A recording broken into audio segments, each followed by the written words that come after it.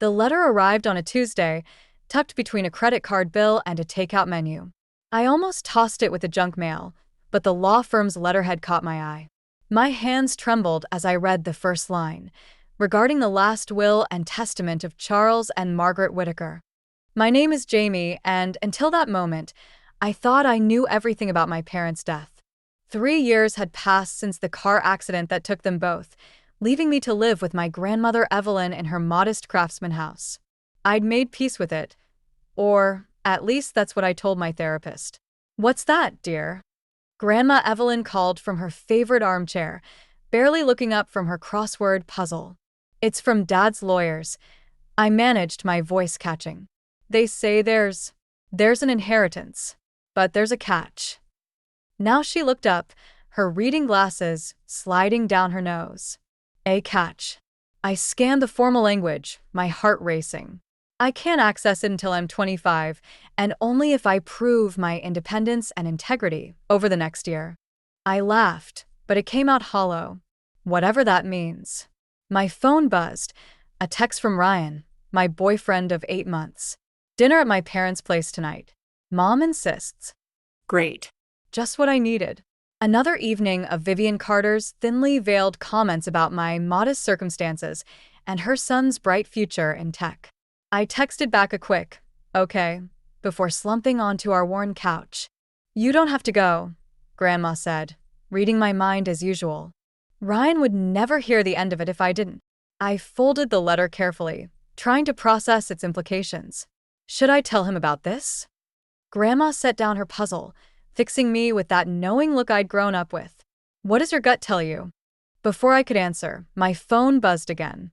This time it was a message from an unknown number. "Regarding your parents' estate, there's more you need to know. Meet me at Riverside Cafe tomorrow at 2 p.m. Come alone." I showed Grandma the message, watching her expression shift from concern to curiosity. "Well," she said, picking her pencil back up, "looks like the universe has other plans for your quiet little life." I tucked the letter into my bag, my mind already racing ahead to dinner with the Carters. Something told me I should keep this inheritance business to myself, at least for now. After all, Ryan's mother had made it clear enough that she thought I was dating above my station. Let them think what they want, I had bigger mysteries to solve. The Carters' mansion always made me feel like I was walking into a museum. Everything pristine, untouchable, and somehow accusatory. Ryan squeezed my hand as we entered, but let go the moment his mother appeared in the foyer, perfect as always in her designer dress and pearls.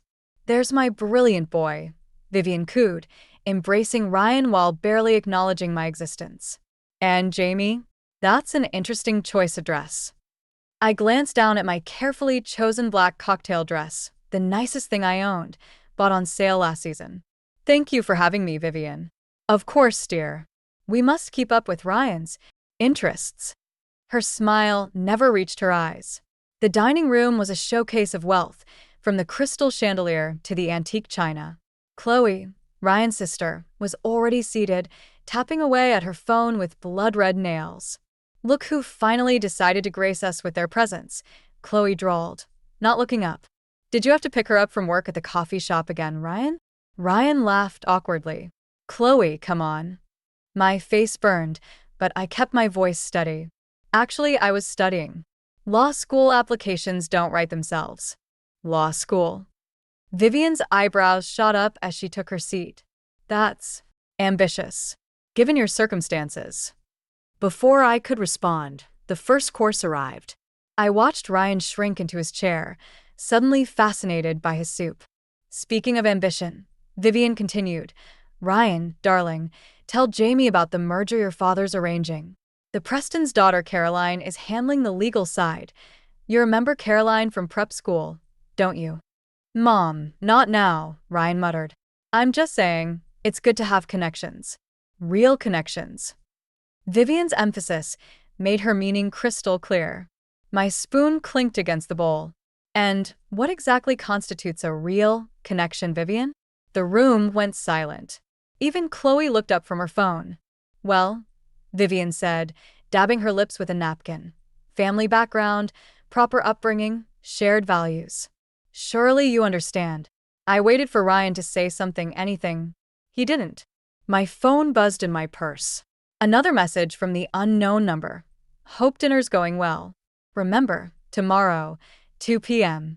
Your parents' legacy depends on it. I stood up abruptly, my chair scraping against the hardwood floor. I'm not feeling well. Please excuse me. Jamie, wait. Ryan finally found his voice. Don't bother, I said, gathering my things. Wouldn't want to taint your real connections with my circumstances. As I walked out, I heard Vivian's voice floating behind me. Really, Ryan, perhaps this is for the best. After all, we have to think about your future. Tomorrow, at 2 p.m. couldn't come soon enough. I needed answers, and for once, they wouldn't come from the Carters. Riverside Cafe was packed when I arrived, but I spotted him immediately. A gray-haired man in an expensive suit, out of place among the college students and young professionals. My parents' lawyer, Marcus Bennett, hadn't changed much since the funeral. You're early, he said, gesturing to the chair across from him. Just like your father. I hadn't even settled in my seat when I heard familiar voices from the booth behind us. Vivian Carter's distinctive tone made my blood freeze. The merger depends on this, Caroline. Ryan needs to understand that his little distraction can't continue. I held my breath, pretending to study the menu while Marcus watched me with concern. Mrs. Carter, I assure you the Preston family's offer is genuine, another woman responded, presumably Caroline. But they're traditional. They won't proceed unless Ryan's completely available. Oh, he will be, Vivian said. That coffee shop girl won't be an issue much longer. I've arranged for him to work closely with you on the legal documentation. Nature will take its course. My hands shook as I texted Ryan. We need to talk. Now. Jamie, Marcus whispered, there's something you should know about your parents' estate. My phone buzzed. Ryan, can't talk. In meetings all day with the merger team. The pieces clicked together like a cruel puzzle. I stood up abruptly, my chair scraping against the floor. Excuse me, Marcus. I need to handle something. I rounded the corner to face Vivian's booth. Caroline Preston was exactly as I'd imagined, polished, privileged, perfect. They both looked up, startled. Jamie, Vivian recovered quickly. What a surprise. We were just plotting, I suggested. Planning the merger of the year? Or just my replacement? Caroline had the decency to look embarrassed. Vivian's face hardened. Dear, you're making a scene? This is a private business discussion. Private? Like the way you've privately been manipulating your son's life? Tell me, does Ryan know about your arrangement with the Prestons? You don't understand our world, Vivian hissed. Ryan needs someone who can contribute to his future, not hold him back. I laughed, but it came out hollow. You're right. I don't understand your world. And I don't want to. Turning back to Marcus, I saw him holding an envelope. Your parents wanted you to have this when you were ready. I think that time is now. I took the envelope, my anger giving way to curiosity. Behind me, I heard Vivian's sharp intake of breath as she recognized the Whitaker family crest on the seal. Jamie, she called out, her voice suddenly uncertain. Perhaps we should discuss this. But I was already walking out, Marcus's business card in one hand and my parents' letter in the other. Whatever was in that envelope, I knew one thing for certain. I was done playing by the Carters' rules. I found Grandma Evelyn in her garden, pruning roses like nothing in the world could disturb her peace. My hands were still shaking as I held out my parents' unopened letter. I can't read it, I admitted. Not alone. She pulled off her gardening gloves and patted the bench beside her. Then we'll read it together. Inside was a single photograph, my parents at their wedding, young and radiant, standing in front of Whitaker Manor. The estate I'd never seen, the life they'd left behind. Scrawled on the back in my father's handwriting, the truth about why we left. Your father made powerful enemies, Grandma said softly. The kind that wear expensive suits and friendly smiles.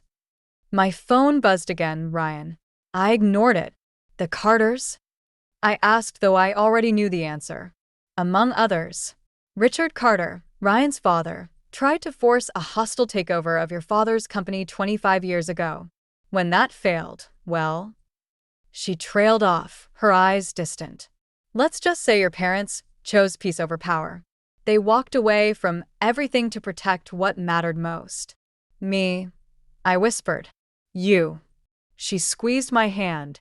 And now Vivian Carter is orchestrating the same old play, using her son as the pawn this time. My phone buzzed again. A text from Chloe. Mom's freaking out. What did you do? Then another from Ryan. We need to talk. Coming over. He's on his way here, I said, standing up. I should. You should listen to your heart, Grandma interrupted. But remember, you're a Whitaker. We don't run from fights. We choose our battlegrounds. The doorbell rang. Through the window, I could see Ryan shifting nervously on the porch, looking nothing like the confident entrepreneur his mother loved to brag about. I'll give you two some privacy, Grandma said, heading inside. As she passed Ryan, she gave him a look that could have wilted her roses. Jamie, he started, Mom told me what happened at the cafe. She's just trying to protect our family's interests. Interesting choice of words. I cut him off. Tell me, did you know about Caroline Preston before or after you started working late every night? His silence was answer enough. Your mother's planning your whole future, Ryan. The merger, the marriage, all of it. And you're letting her. It's complicated, he protested. The business relationships, the family obligations. No, I said, finally understanding. It's actually very simple. You're exactly like your father. The color drained from his face. What do you know about my father? I looked down at the photograph in my hands, at my parents' defiant smiles. Enough to know history's repeating itself. But this time, the ending's going to be different.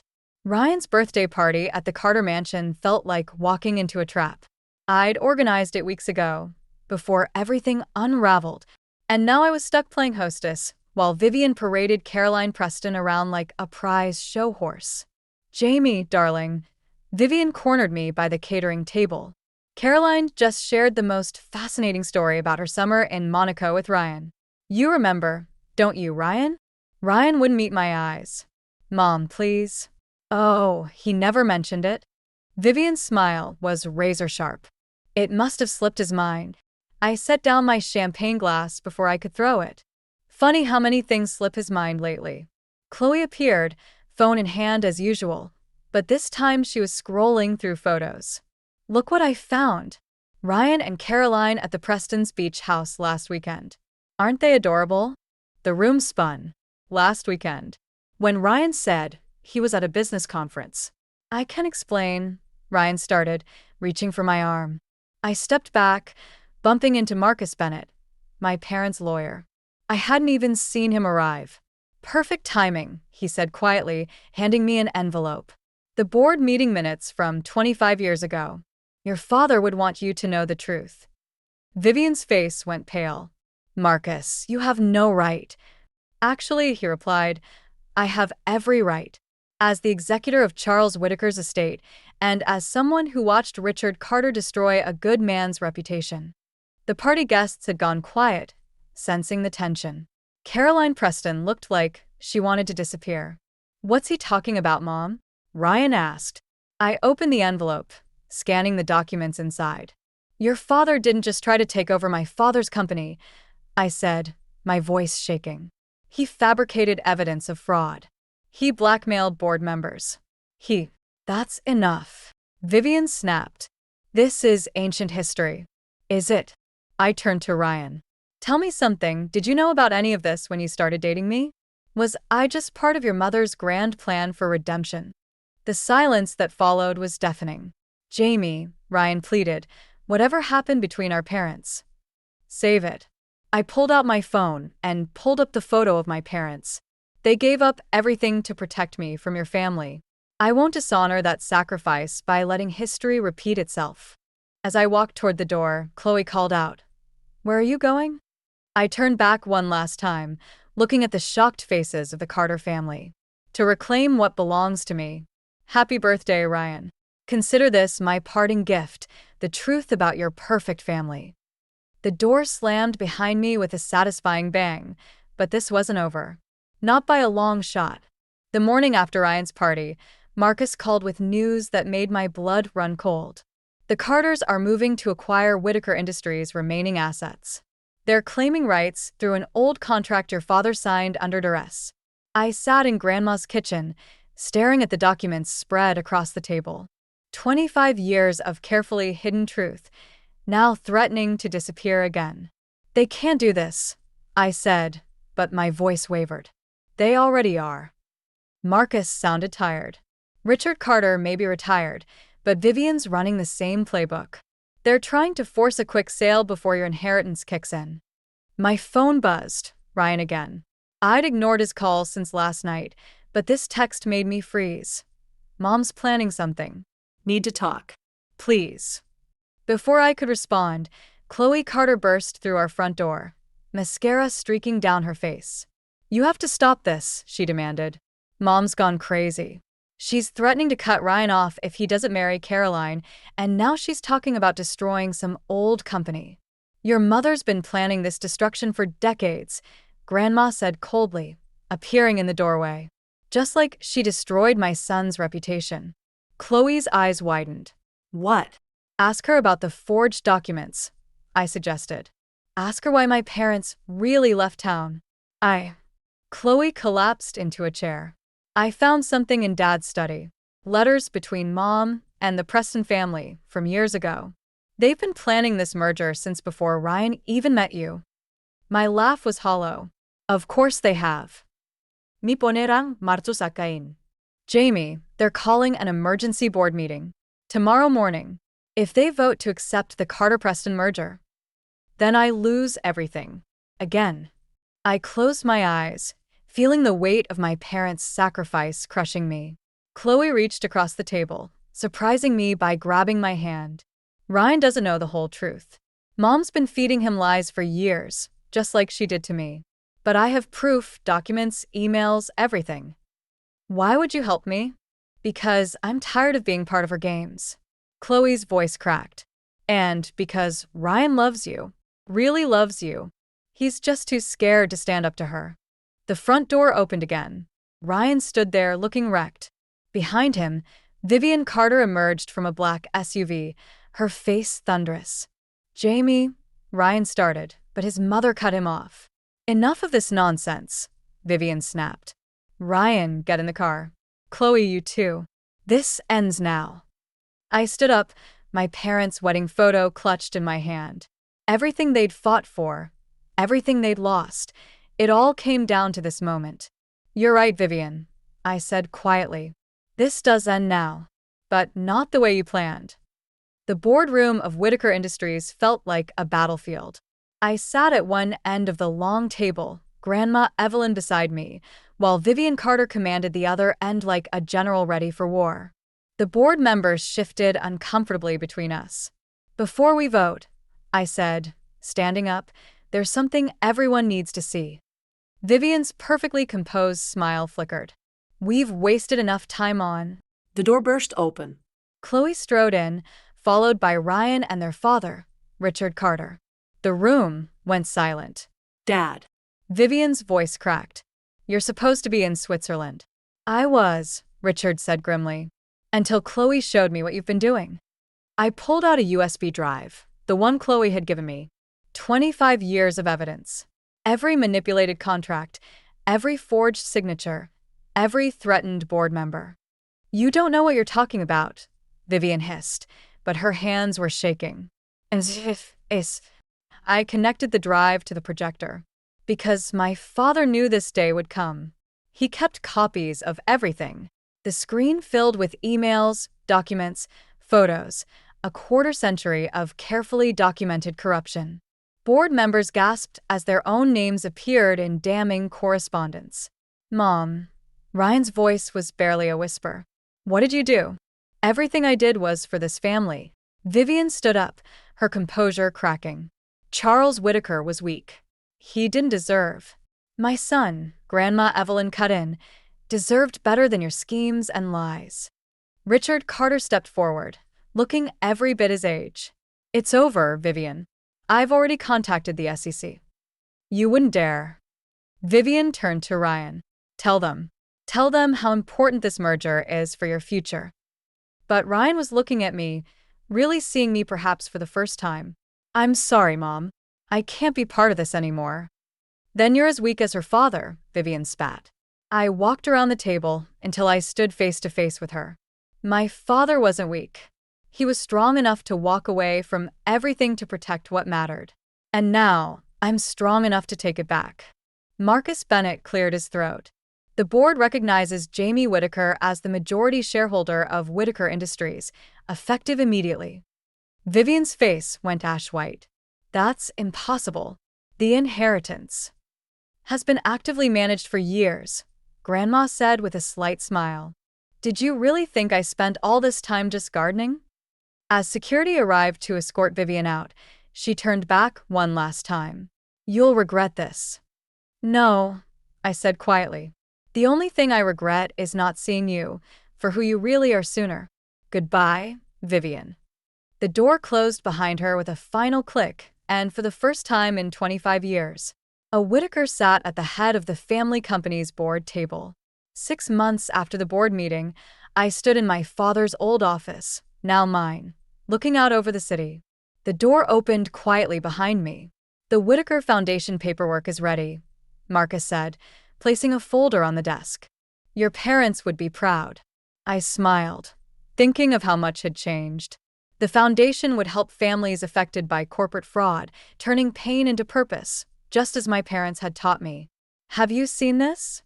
Grandma Evelyn walked in, holding up her tablet. On the screen, a news article showed Vivian Carter leaving court after her sentencing hearing. House arrest and financial penalties, not prison, but enough to shatter her carefully crafted image. Chloe sent me the link, I said. She's doing well in therapy, finally breaking free from all the manipulation. And Ryan? Grandma's voice was carefully neutral. I touched the envelope on my desk, Ryan's latest letter, still unopened.